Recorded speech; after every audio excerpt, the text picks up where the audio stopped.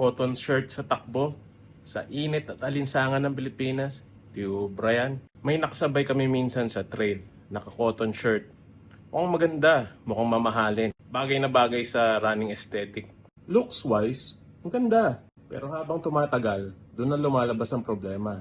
Sa Pilipinas kasi, ibang kalaban ng humidity.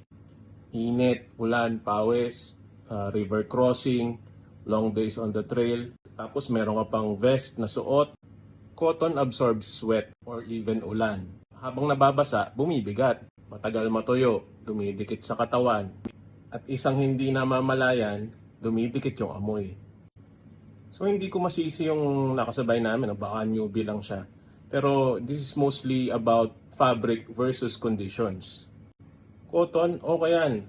Before the run, after the run, pang casual, okay na okay yan.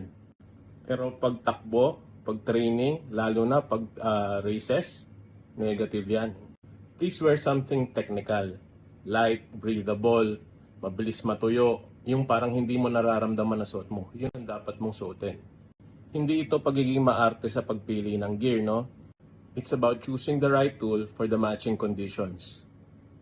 At dito sa Pilipinas, humidity changes everything.